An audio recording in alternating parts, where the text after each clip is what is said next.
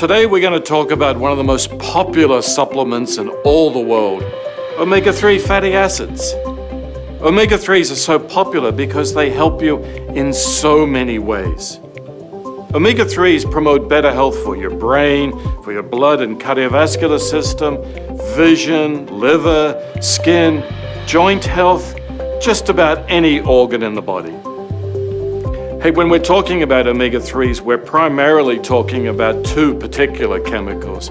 One is EPA, which is eicosapentaenoic acid, and the other is DHA, which is docosahexaenoic acid.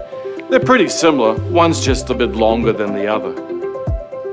There are some subtle differences though. For example, EPA has a preference for, say, cardiovascular health, inflammation, joint health, whereas DHA is a little better at improving brain function and nerve function and your vision.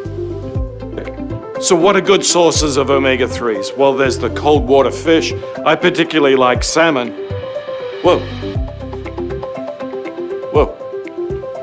Another example is halibut.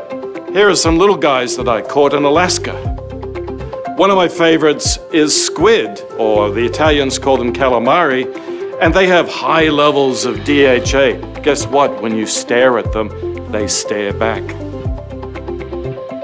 Hey, technology has delivered other sources as well. There's krill, there's algae, and certain plants. A question that we're often asked is how much omega-3s should we get in our diet? And it's complicated. The reason being is you also need to know how much omega-6 you have in your diet. The two have to be balanced. Sort of in general terms, omega-6s tend to promote inflammation, they tend to promote blood clotting, and omega-3s balance those out, negate those influences. Omega-6s are in sort of tasty foods. They're in meat, they're in butter, they're in grains, things that we like to eat. So compared to omega-6, the sources of omega-3s are quite limited, and it's really hard to achieve a balance with your omega-3s compared to your omega-6. So here's the dietary considerations. Most people don't eat fish every day. In fact, they may not even eat it every week. So how do they get their omega-3s? There's one obvious answer. You take a supplement. How do you know that your supplement has high quality?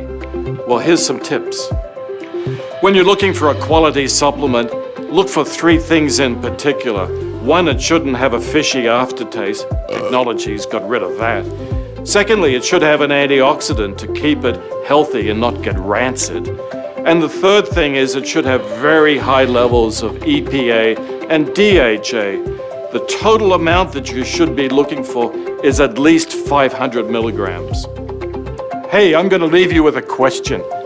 Can you use omega-3s topically? For the answer, watch this.